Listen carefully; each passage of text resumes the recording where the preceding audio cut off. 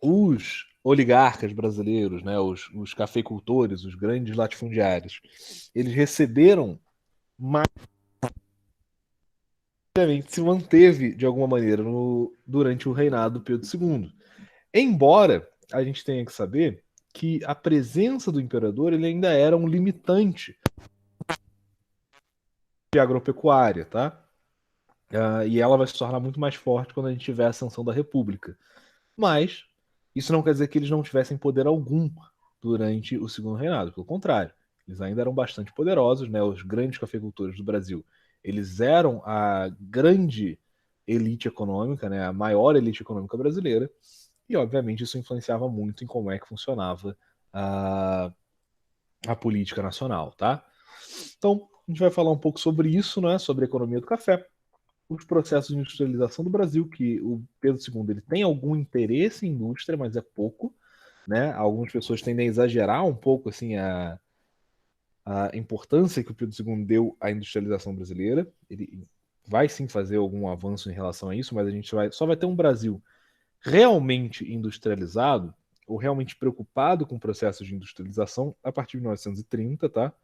Mas só vamos realmente, assim, a partir de 1970 a gente começa a ter uma política mais preocupada com a industrialização do país, mas a gente só vai ter realmente algumas práticas em prol disso que sejam mais funcionais lá para a década de 50, tá? Década de 50, começo de 60, antes da ditadura militar, tá?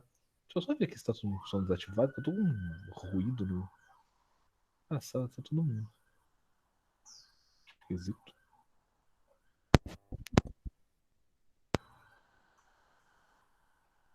Meio estranho, com ruído no meu fone. Mas enfim, tá? Então é isso que a gente vai ver hoje aqui. Uh, os nossos queridos barões do café, o que acontece, né? Eles vão ser a grande força motriz aqui do Brasil durante o nosso império, tá?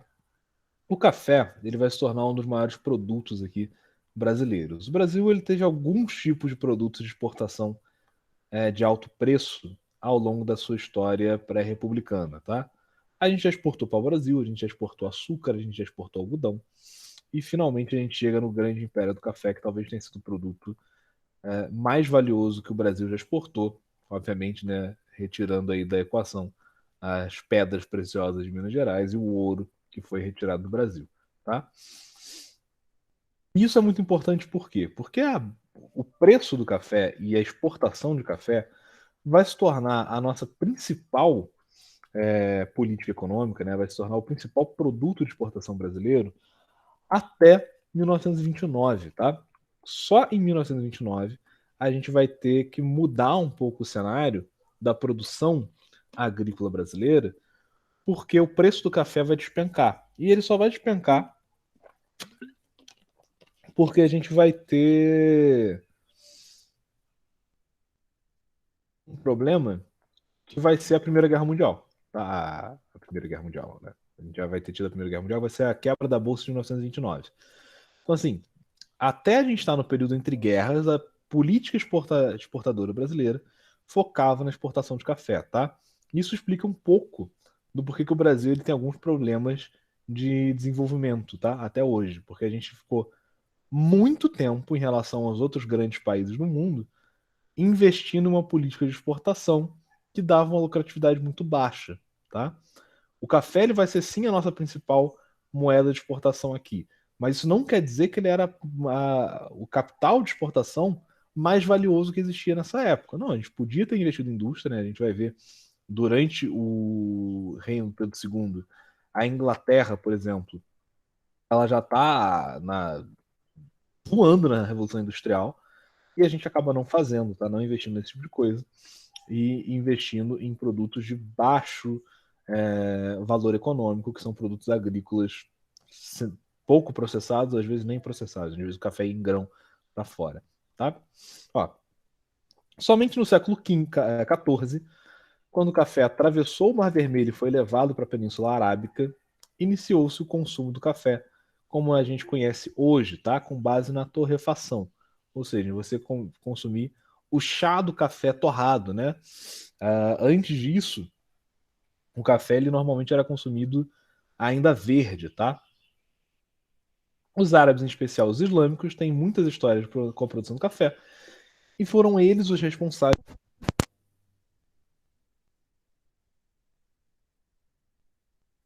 da.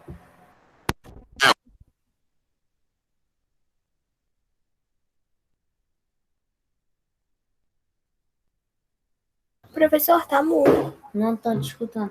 Vê se melhorou. Melhorou.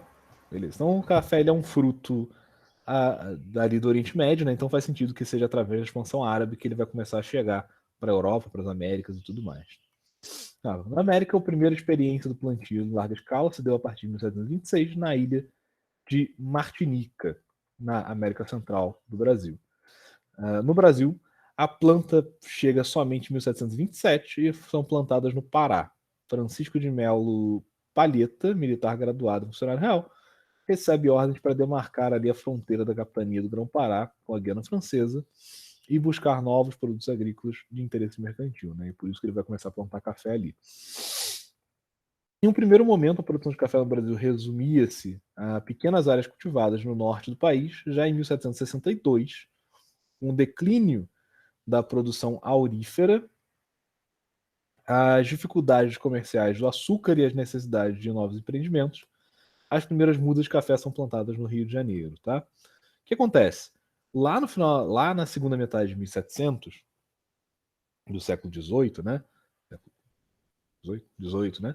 A gente vai ter um problema para a economia brasileira, que é o seguinte: a gente tinha uma economia muito baseada em açúcar nessa época, em açúcar e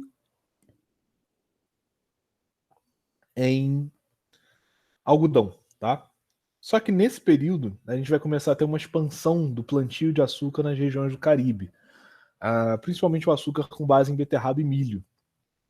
E isso vai começar a fazer uma frente de linha comercial com o Brasil no cenário internacional. Por conta disso, a gente vai ter uma queda no preço do açúcar, a gente vai ter mais concorrência, né? E vai ser necessário começar a expandir ali, a agricultura para algum outro elemento. Não é possível, na verdade é possível, mas assim, não é muito prático plantar café em todos os lugares ali do Caribe. Por isso que eles não vão produzir tanto. A gente tem muito café na Colômbia, a gente tem plantação de café em alguns países ali no Equador e tudo mais, mas nenhum deles tem o tamanho que o Brasil tem. Então vai começar a ser muito interessante plantar café no Brasil, porque no Brasil a gente consegue fazer o café crescer bem, né? Uma planta de fora, não tem tantos predadores naturais aqui, então o café ele tem certa vantagem para o plantio dele na terra brasileira. E é uma terra que consegue produzir bastante, né? Tem bastante terra e a terra produz bem. Então, vamos começar a plantar café aqui, tá? A cidade carioca oferecia excelentes condições para ampliação da produção de café no Brasil, como solo e climas ideais, havendo a possibilidade das áreas produtoras de cana-de-açúcar serem facilmente convertidas em fazendas de café. Além disso, a mão de obra barata e os incentivos do governo fizeram com que os agricultores fluminenses pudessem investir rapidamente na produção do café. As montanhas da Gávea, do Corcovado da Tijuca e de Jacarepaguá, no Rio de Janeiro, marcam os primórdios dos cafezais do Brasil. Dali, a onda verde se alastrou para a região sudeste do país, onde sua produção transformaria a vida, a sociedade, a economia e a política nacionais. Tá? Pode parecer meio esquisito, né, eu estudar sobre um produto especificamente aqui, mas isso realmente vai fazer grande diferença na economia brasileira, tá? Eu não sei se essa diferença é tão motivo de orgulho, né? A plantação de café no Brasil, ela vai ser muito importante porque a economia brasileira vai ascender muito com isso, mas ela é também muito desumana, né? O café ele é plantado no Brasil quase por todo o período em que existe plantio de café aqui, por mão de obra escrava, e a gente sabe as histórias dos cafezais, tudo mais, como é que era complicado. E além desse problema, a gente também tem o problema de que a economia vai ficar travada por conta disso, e a gente vai ter o poder dos cafeicultores crescendo exponencialmente ao longo do tempo.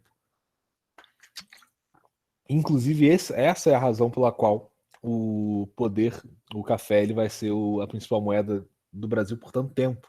E a gente vai ter tanta dificuldade de instalar processos de verdadeira indústria no Brasil.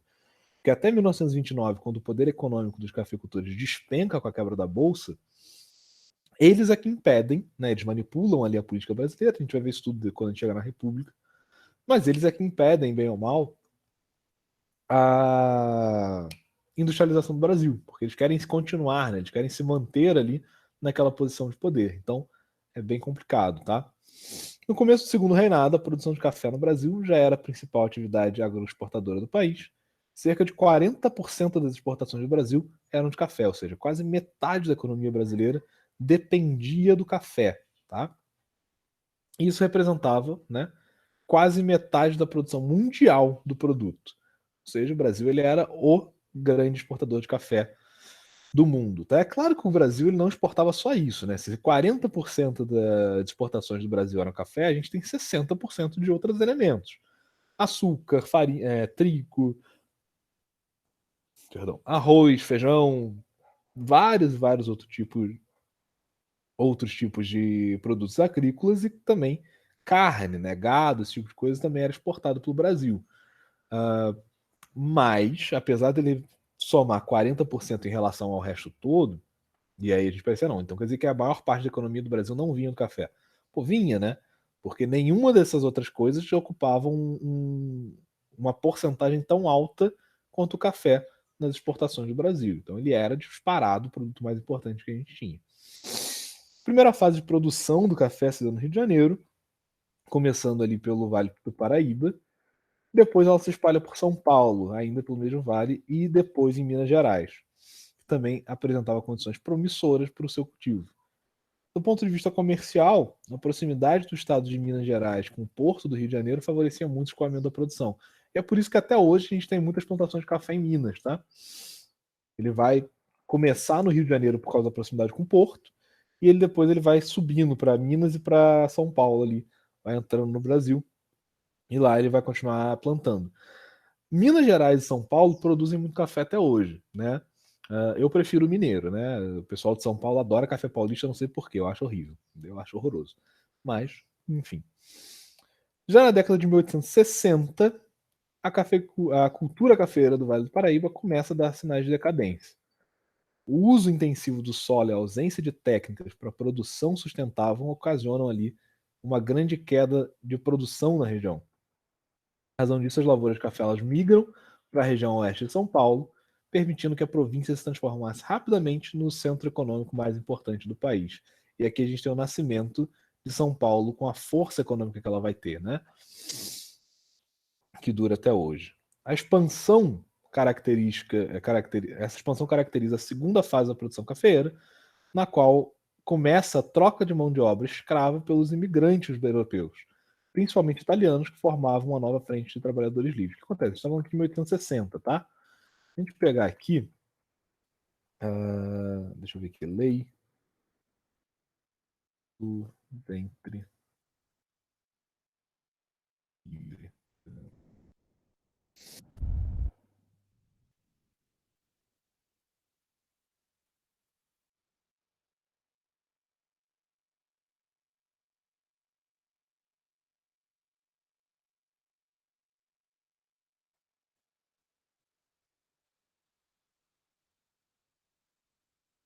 Professor, tá mudo. A gente vê o quê? Lá em 1860, a gente já está no meio ali das chamadas leis abolicionistas na abolição. A família imperial, ela já tem interesse na abolição desde o início do reinado de Pedro II. E eles começam a tomar ali algumas medidas para isso, né? O interesse da Inglaterra também em tráfico negreiro, ele já está cada vez menor. A Inglaterra já está proibindo o tráfico negreiro não só dentro da Inglaterra, mas também o comércio marítimo de escravos. Então, tudo começa a culminar na necessidade de trocar a mão de obra aqui no Brasil. Para isso, os cafeicultores eles começam a trazer imigrantes europeus, né? Começam a trazer imigrantes europeus para as fazendas de café, principalmente italianos, né? E por que eles vão fazer essa troca para imigrantes europeus? Por razões, tá? A primeira delas é por conta de racismo, tá? Porque eles não querem pagar salário para escravo, tudo mais, ex-escravo e coisas do gênero.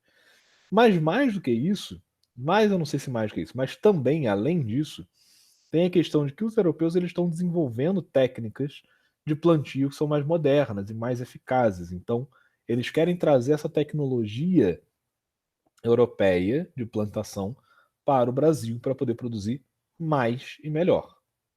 Beleza? O café promoveu um grande avanço da economia brasileira. Muitos investidores externos são atraídos pelo lucro que esse produto gera. Isso traz, né, uma nova mentalidade de administração. Em poucos anos, o sudoeste brasileiro se torna a região mais próspera e moderna do país. Esse dado vai fazer a herança do Brasil ser assim até hoje, tá? Até hoje, o sudoeste é a região mais próspera do Brasil, economicamente, né? O sul, hoje em dia, é bastante próspero economicamente também, mas o sudoeste é onde está concentrado ali a maior parte das grandes empresas e tudo mais do Brasil, tá? Por conta disso daqui, porque vai ser onde vai ter um melhor desenvolvimento urbano, onde a economia vai girar com mais fluidez por conta da política de café lá quase 200 anos atrás. Isso tudo vai impactar nos dias de hoje. Com a riqueza, surge uma nova elite social, os barões do café, principalmente em São Paulo. Esses fazendeiros eles não eram apenas proprietários rurais, mas empresários capitalistas. Com a riqueza gerada, os cafeicultores paulistas investiam em novas técnicas de produção e criaram uma rede de indústrias e bancos, além de financiarem a construção de ferrovias e melhorias urbanas, como iluminação e transportes públicos. Não é raro encontrar em pequenas cidades brasileiras até hoje. Se você vai viajar, por exemplo, para Juiz de Fora, ou para cidade no interior de Minas, ou para cidade no interior de São Paulo, histórias de pequenos senhores do café que viviam por ali, né, de fazendeiros e tudo mais, que vão investir na cidade, vão colocar uma pequena hidrelétrica para funcionar, vão colocar uma pequena indústria de energia carvão para funcionar, vão fazer algum sistema de coleta de água, alguma coisa ali, vão investir na urbanização da cidade, criando ruas e tudo mais. Tudo isso por quê? Porque não porque eles são bonzinhos, tá? A maior parte deles não são bonzinhos, mas por razões mais simples, né? Eles querem ter uma cidade mais confortável para eles viverem também, quando eles tiverem que estar na cidade. A maior parte do tempo eles ficavam nas fazendas, né? E além disso, eles querem ter mais agilidade no entrega e dos seus produtos. Então, ter uma cidade mais bem organizada resultava em ter mais agilidade, mais eficiência no escoamento da sua produção, tá? Então eles vão investir um bocado também em algumas cidades para isso. Um dos principais investimentos que vai ser feito vai ser esse daqui da companhia ferroviária, né? Da Highway Company, né? Eu não sei falar ferroviária em inglês, eu não sei porquê. Inaugurada em 1859, a primeira estrada de ferro do Brasil foi construída no Rio de Janeiro e recebeu o nome de Estrada de Ferro Dom Pedro II, a atual central do Brasil. Foi mudado aqui com a República. Né? A República ela teve essa mania, né? Não, vamos tirar o nome de tudo que tem a ver com o Império das coisas. Aí trocou para Central do Brasil. Logo em seguida, a companhia inglesa São Paulo Highway Company passou a investir na construção de novas estradas de ferro. Em 1867, a empresa consegue ligar ali a cidade de Jundiaí ao Porto de Santos, no litoral paulista. Depois, novas estradas de ferro foram construídas com recursos próprios dos fazendeiros paulistas, como a Mogiana e a Sorocabana, ambas com o mesmo propósito de interligar o interior paulista aos portos da província. A expansão das ferrovias e os interesses dos cafeicultores nos negócios urbanos favoreceram o crescimento das cidades e indústrias. Isso aqui é bem legal, tá? A quantidade de café produzido no Brasil, a necessidade de levar isso rapidamente para portos importantes, né? O Porto do Rio de Janeiro era um desses, o Porto de Santos era outro, mas não só esses, tá? A gente está falando aqui do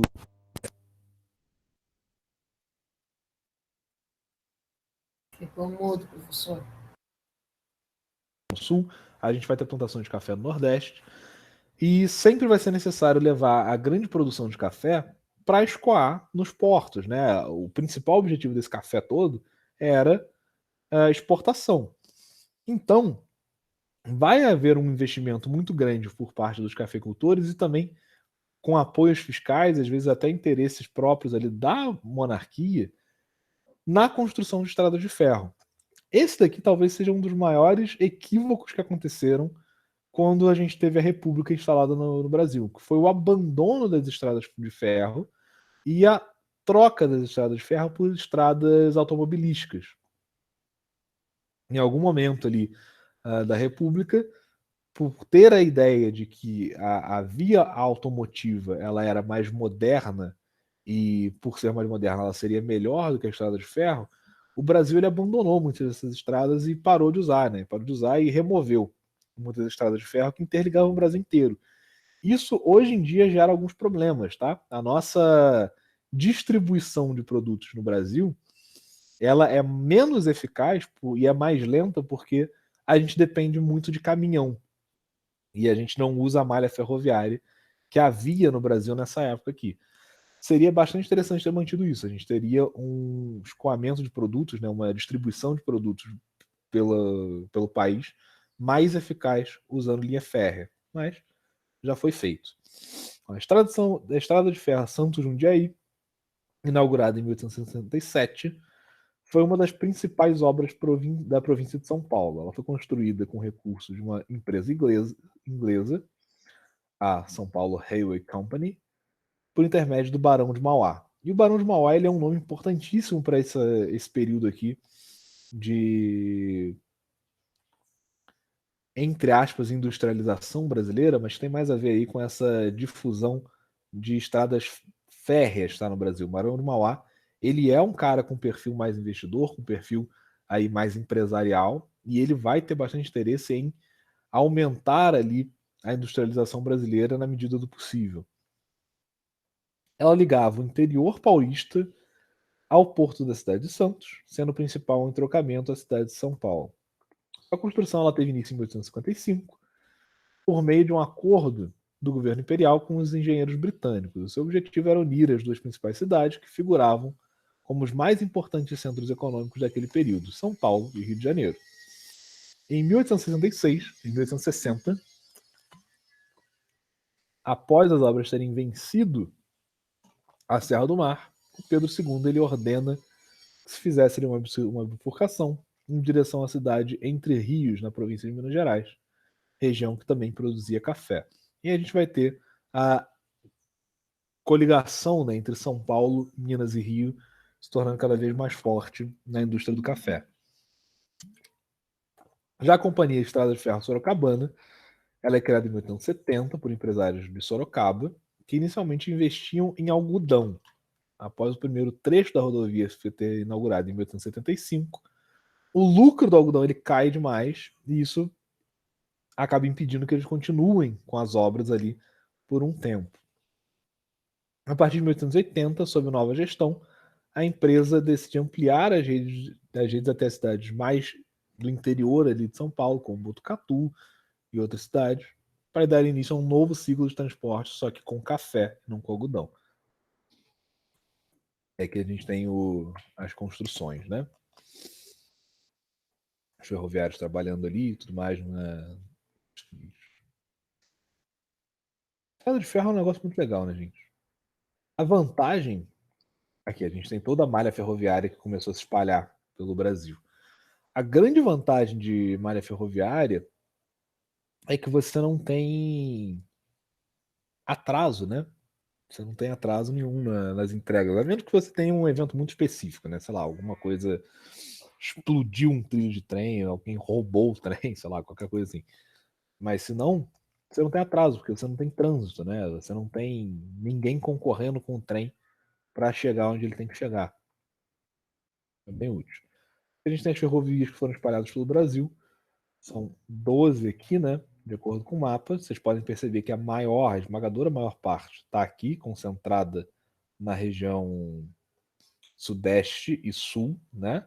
De 12 ferrovias, a gente tem 4 ferrovias, pelo menos, todas aqui na região sudeste, 3 próximas aqui ao Porto Rio de Janeiro, né? Então tem bastante coisa aqui. E a gente tem as outras mais espalhadas pelo Brasil para poder fazer o trânsito, não só entre a região portuária, que tipo Porto Salvador, né, aqui Suape e tudo mais, mas também para poder chegar no grande centro econômico aqui, o Triângulo Minas, São Paulo, Rio. Bom, a malha ferroviária ela diminui muito com o passar do tempo. No final da década de 50, o país tinha mais de 37 mil quilômetros de ferroviárias que transportavam carga e passageiros.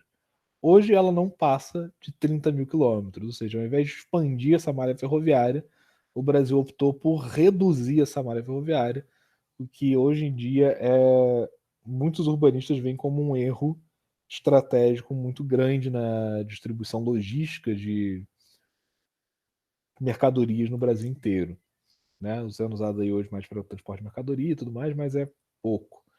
Projetos ambiciosos são constantemente apresentados pelos governos, como o Trem-Bala, que deverá ligar São Paulo ao Rio de Janeiro, mas a gente não sabe se isso vai para frente. Como a gente está no Brasil, é muito provável que não, né? Infelizmente. Seria muito bom, né? Trens-balas são muito legais. Por quê?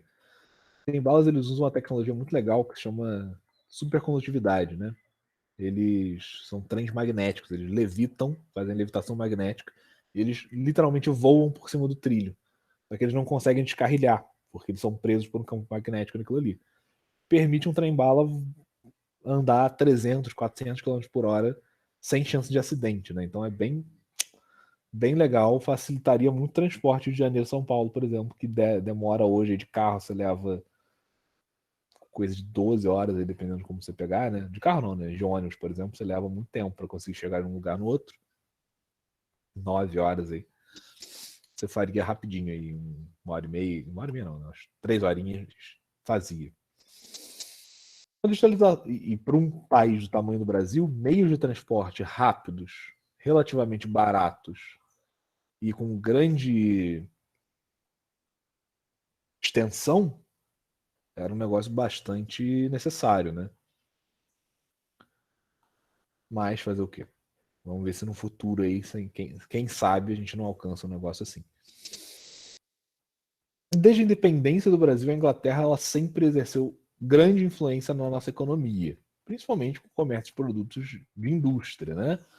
A grande questão inglesa era justamente essa, né? Era sempre conseguir mercados maiores para poder alimentar a sua indústria, que era muito potente.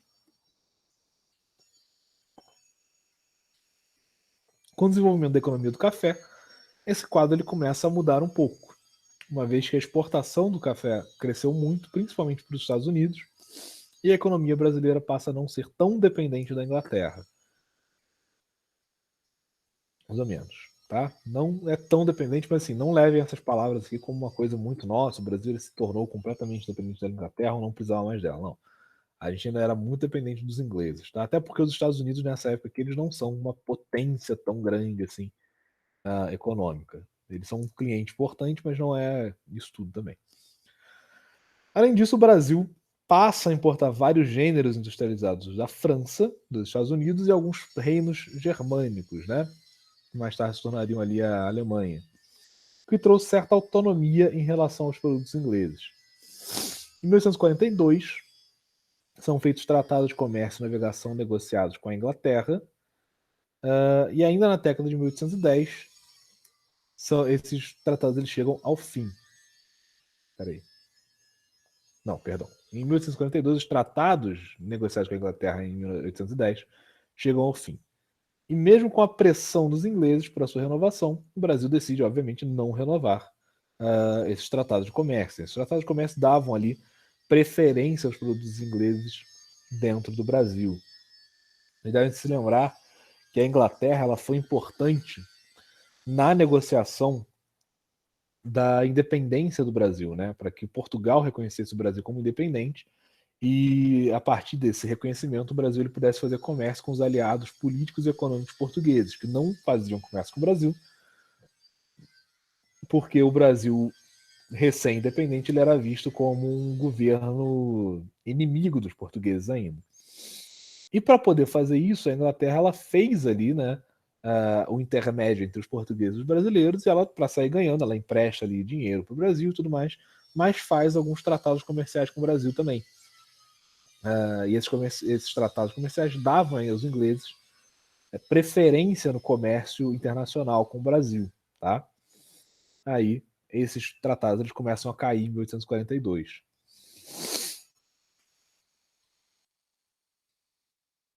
Em 1844, a proposta pelo político brasileiro Manuel Alves Branco, a tarifa Alves Brancos é colocada em prática. De acordo com esse decreto, os produtos importados que fossem similares a produtos brasileiros teriam sua entrada no Brasil taxada em 60%, que é um valor extremamente alto. Já os produtos importados não similares seriam taxados em 30%, que também é um valor extremamente alto. O Brasil sempre taxou muito altas importações. Essa situação elevou muito o preço dos produtos importados no Brasil, favorecendo no país iniciativas industriais.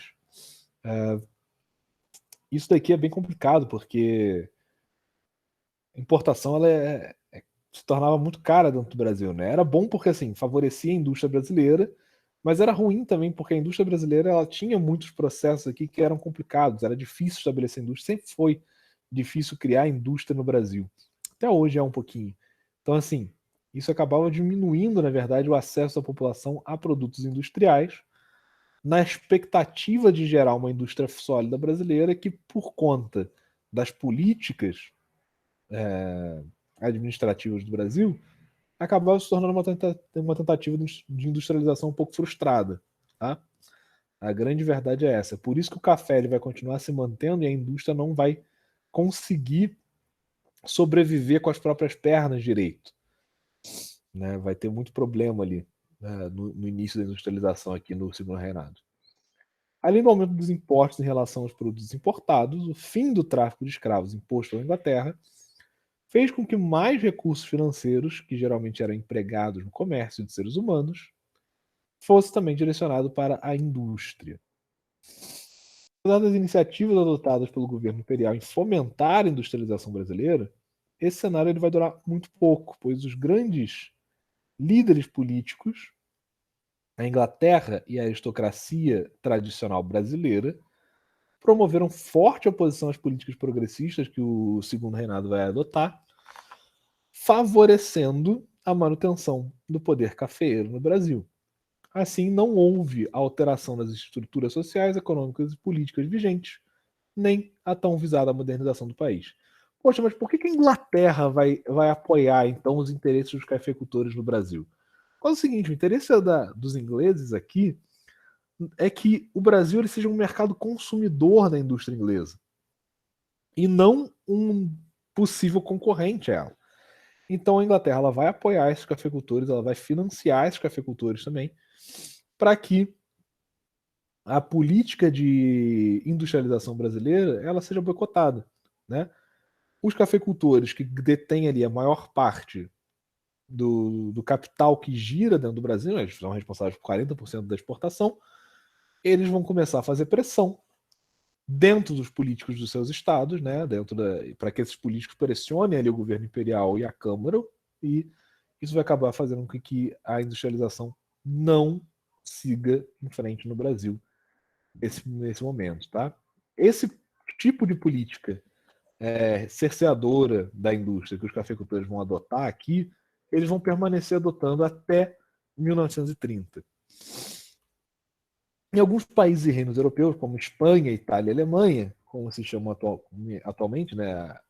A Itália e a Alemanha ainda não eram unificadas, né? Elas vão ser unificadas depois, mas, enfim, em países ali, em cidades que estavam nesses territórios que hoje são Alemanha e Itália também, eles estão passando nesse momento por um grande processo de industrialização, tá? Durante o século XX, no século XIX, que acaba provocando uma grande mudança nas suas estruturas sociais e econômicas, enquanto a cidade se industrializava, o campo também se transformava, e essa nova realidade europeia, somada ao crescimento populacional que esses países passavam a viver, promoveu uma grande urbanização e, ao mesmo tempo, uma forte onda de desemprego, já que as indústrias eram incapazes de absorver tantas pessoas para o mercado de trabalho.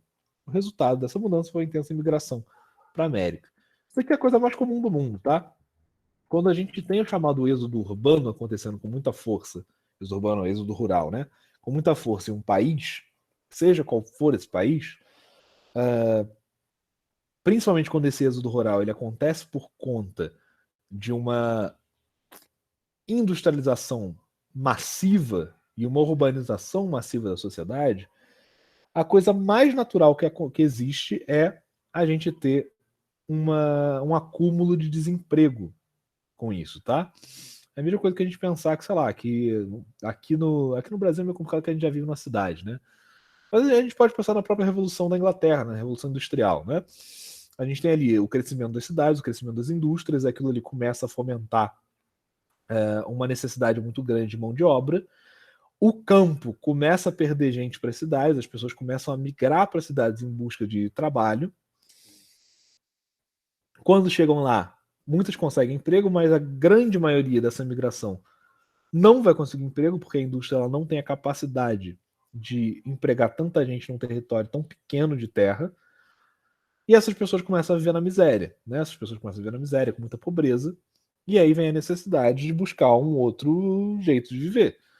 Nesse contexto, vai se apresentar a possibilidade de migrar para a América. É aqui que a gente vai começar a ter, não só no Brasil, mas na América inteira, os grandes processos migratórios para cá, né? A gente vai ter aqui em Petrópolis, a gente vai começar a ver, por exemplo, a migração alemã, a gente vai ter migração italiana, a gente vai ter migração em alguns pedaços aqui de Petrópolis francesa, holandesa e tudo mais. Portugueses também vão começar a vir muito para o Brasil. Fora do Brasil, a gente vai, nesse momento aqui, começam a surgir as comunidades italo-americanas na América do Norte, nos Estados Unidos, no Canadá. O Canadá vai receber muitos franceses e tudo mais. Que assim, essa população europeia vai começar a vir para a América, tá? Por que para a América e não para outros países, né? Para outros países, para outros continentes? Porque a América é o grande foco econômico do mundo nesse momento, né? Pelo menos o grande foco ali de exportação do mundo nesse momento. Os Estados Unidos está se tornando uma potência industrial, está longe ainda, mas ele está se industrializando, e o resto da América é um grande território ali para quem já estava acostumado com a vida agrícola na sua terra, né? Então eles vão começar a vir para a América. No Brasil, as primeiras experiências de migração se deram no início do século XIX, quando ainda governava Dom João VI, que promoveu a instalação dos suíços e alemães no Rio de Janeiro e no Espírito Santo. No sul do Brasil, mais tarde, também se formaram núcleos de povoamento em áreas cedidas pelo governo, as chamadas terras devolutas. Geralmente eram terras de indígenas, né? Anteriormente de indígenas. Muitas vezes o incentivo à colonização estrangeira durante o século XIX refletia a visão de alguns setores da sociedade, principalmente da elite brasileira, influenciada ali por teorias racistas que se divulgavam na Europa. Dessa maneira, a vinda dos imigrantes europeus trazia um branqueamento da nação, que aí, por conta de ser mais branca, poderia se desenvolver, né? Pelo menos essa era a ideia que se difundia muito ali pelas teorias do século XIX na Europa. Uma coisa que é interessante aqui, nessa maneira de pensar, é que, obviamente, isso vai fazer com que a mão de obra escrava, à medida que ela vai sendo abandonada, ela não vai sendo reinserida na sociedade como mão de obra trabalhadora, né? Eles não vão, porque eles estão trazendo imigrantes de fora, esses imigrantes são vistos como tecnicamente superiores e até naturalmente superiores à mão de obra dos negros, o que é triste, mas é como se via na época. Então, os senhores do café, os fazendeiros que estão financiando essa migração, eles vão ter a gente vai ter um problema com isso, né? Eles não vão querer pagar aos escravos, aos ex-escravos, para trabalharem nas suas terras quando eles podem pagar aos europeus. E vale dizer que os europeus eles também não estão em situação muito melhor do que a escravidão, não, tá? Normalmente o que acontecia? Para vir para cá, essas famílias europeias, a gente tem que lembrar, eles são famílias europeias que estão pobres na Europa, né? Que o processo de industrialização deixou eles à margem, eles não têm condições de trabalhar lá, e eles precisam vir para a América. Não é que ninguém queria, tá? Ninguém queria vir para a América, não. Eles precisam vir para cá trabalhar. Só que eles não têm grana. Como é que eles vão pagar passagem? Tem que vir com a família inteira. Como é que eles vão fazer isso, né? Onde é que eles vão morar? Tudo isso é complicado. Então, o que vai acontecer? A coroa brasileira, junto dos cafeicultores, vão fazer uns acordos e vão financiar as viagens desses imigrantes para o Brasil. Qual que é o problema disso? Quando o imigrante ele chegava aqui nas terras onde ele ia trabalhar, ele já chegava endividado, porque o cafeicultor tinha pagado a passagem e estava pagando a moradia dele. Moradia, comida e tudo mais, até ele conseguir estabilizar. Então ele começava a trabalhar já com uma dívida com o cafeicultor. Então ele estava trabalhando num regime quase de escravidão, porque ele tinha que receber para pagar o cafeicultor os empréstimos que ele fez. E a gente tem outro problema, que era o seguinte: dentro da sociedade cafeeira do Brasil, você tinha ali, né, um povoado. Esse povoado trabalhava nas lavouras de café, mas esse povoado ele precisava de coisa, ele precisava comer, ele precisava de ferramenta, ele precisava de roupa, ele precisava disso tudo. E quem é que vendia essas ferramentas, essa comida, essas roupas para o povoado que estava trabalhando ali? Era o próprio fazendeiro, né? Ele também tinha esse comércio. Então, a dívida do imigrante, ao invés dela abaixar, dela diminuir com o tempo, ela tendia a ir crescendo, porque ele precisava consumir daquilo que o cafeicultor disponibilizava. Por essa razão, esses europeus eles chegavam aqui na esperança de ter uma vida melhor e acabavam sendo extremamente explorados, tá? Num regime análogo à de escravidão. Apesar de não ser exatamente uma escravidão, era bem próximo a isso. Na década de 40, Nicolau Pereira dos Campos, Vergueiro, mais conhecido como Senador Vergueiro, que era um grande cafeicultor ali do Oeste Paulista, deu início às primeiras experiências de imigração europeia no trabalho com café. Em 1846, cerca de 360 famílias suíças e alemãs começam a ser instaladas ali na sua fazenda em Ibicaba, na cidade de Limeira, para trabalhar nas plantações do café. O senador Vergueiro cria a empresa Vergueiro e Companhia, dedicada à produção de café e vinculada ao encaminhamento de imigrantes ao trabalho nas fazendas cafeeiras. Além disso, ele também cria o sistema de parceria, um modelo de trabalho que o fazendeiro adiantava o dinheiro necessário para o imigrante vir para o Brasil, viu? Em vez de pagar salários, e oferecer-lhe uma parte dos lucros obtidos com a venda do café. Em 1870, a falta de mão de obra volta a incomodar os empresários industriais e os fazendeiros brasileiros. Ainda mais com o avanço das políticas abolicionistas que diminuíram a possibilidade de investimentos nesse modelo de mão de obra. Na contramão, estava a agricultura cafeeira, que ampliava a sua produção e exigia cada vez mais mão de obra, ou seja, eles tinham menos oferta de mão de obra, mas o café estava voando, maluco. Ele estava voando alto. Precisava produzir mais que tinha cliente. Só precisava ter para poder vender. Então, eles vão investir ali nas políticas de imigração para conseguir essa mão de obra. Dessa maneira que eu falei com vocês, né?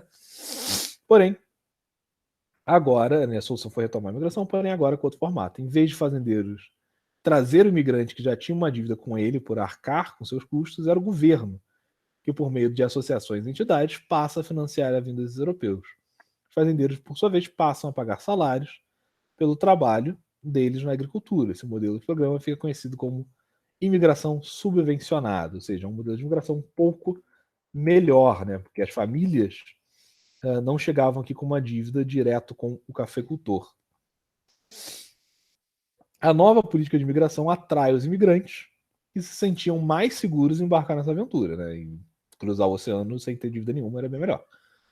Já os fazendeiros eles passam a demitir todos os que não correspondiam ao trabalho de forma como se esperava. A imigração não para de crescer e centenas de milhares de pessoas entram no Brasil até 1889, conforme a gente vê aqui no quadro a seguir, né? E aqui a gente tem a quantidade de imigrantes entrando no Brasil conforme as décadas, né? Entre 1850 e 1889. Velho. A gente tem 108.045 entrando na década de 50, 106.187 na década de 60, 203.961 imigrantes na década de 70, ou seja, só na década de 70 a gente tem basicamente o somatório das décadas anteriores entrando no Brasil, e na década de 80 que a gente tem aí a maior imigração Para o Brasil, 453 mil pessoas, 788. Praticamente todas as décadas anteriores somadas, acho que as décadas anteriores somadas nem chegam a isso tudo, né? Mais do que a somatória das anteriores, né? De imigrantes chegando no Brasil, tá? É uma quantidade cavalar de gente, principalmente por causa desse tipo de abordagem, né? Uma vez que os caras, eles não... E olha só como é que os cafeicultores, eles são caras de pau, né? Quando a migração era feita com as famílias se endividando com eles e eles podendo trabalhar basicamente de graça, né? Um regime análogo à escravidão, não havia o costume de demitir o funcionário, porque afinal de contas o funcionário era de graça, né? Então, maravilha. Você mantinha ali ele sempre endividado, ele podia trabalhar sempre para você, e ele estava de graça, né? Quando esse regime muda e o funcionário ele passa a ter uma dívida com o governo, não com o cafeicultor, e ele não pode contratar, não pode botar ele para trabalhar de graça para ele, muda a situação, né? Ele começa a demitir muito dessa gente. Então, muita gente começa a ser trazida de fora, não só porque você não tem mais a mão de obra escrava, né? Na década de 80, a mão de obra escrava já praticamente não existe. Bom, mentira, praticamente não existe. Claro que existe muito, mas as políticas anti-escravidão já estão avançadas.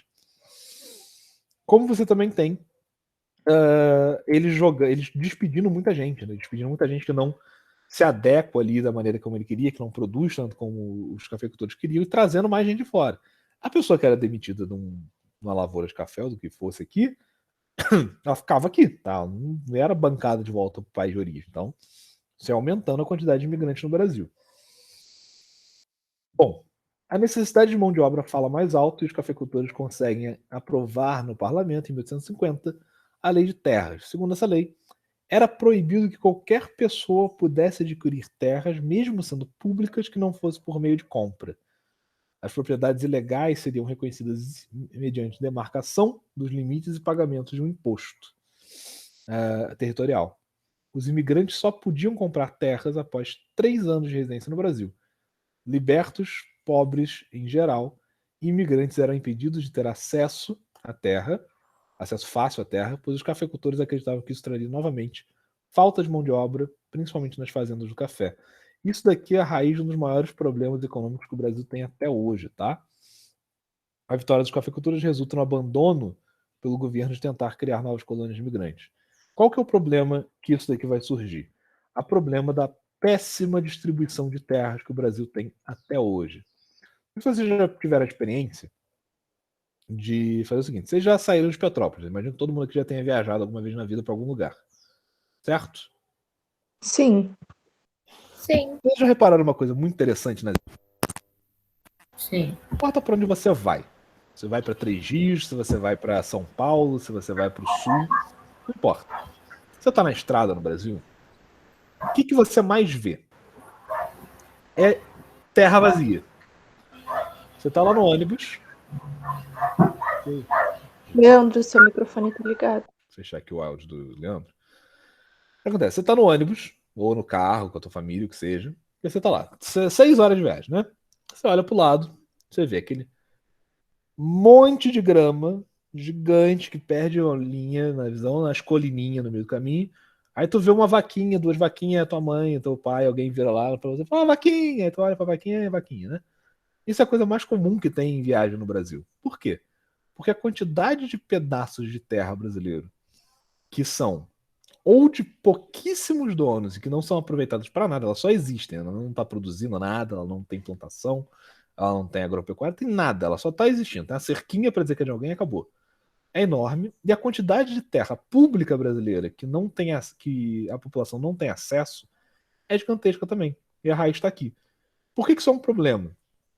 Porque, por exemplo, o Brasil é um dos países com o maior território agricultável do mundo. Acho que ele é o 5º ou 6º maior território agricultável do mundo. A gente tem terra suficiente para produzir muito mais do que a gente produz hoje, e a gente já é o maior exportador agrícola do mundo, né? Um dos maiores. Então, assim, esse abandono de terras, essa dificuldade no acesso à terra é um grande problema econômico do Brasil. A gente tem muita gente sem casa própria, por exemplo, sem ter propriedade própria, sem ter acesso a um pedaço de terra seu, porque não tem condição de conseguir, não tem condição de comprar um. E a gente tem muita terra pública mesmo, nem só terra de cafeicultura, mas terra pública que está parada sem fazer nada, porque as legislações que foram feitas no Brasil, desde essa época até agora, elas dificultam o acesso à terra por parte da população mais desfavorecida. Complicado, né? A gente teria, por exemplo, aumentando, né, distribuindo essas terras, aumentando a quantidade de pessoas com acesso à terra, talvez no incentivo à agricultura familiar, a gente poderia ter um Brasil com muito menos problema de alimentação, né, com problemas de fome, porque a produção agrícola seria muito maior, a gente poderia ter um mercado interno mais favorecido e coisa e tal. Mas infelizmente o Brasil ele tem essa complicação aí, tá? E é isso, pessoal. Vocês têm alguma dúvida a respeito dessa matéria sobre os cafeicultores, sobre a expansão do café, as linhas férreas? Não, tá tranquilo. Não? Tá tranquilo? Então, vou pedir para vocês deixarem os nomes aqui do lado. Vocês estão liberados até a semana que vem.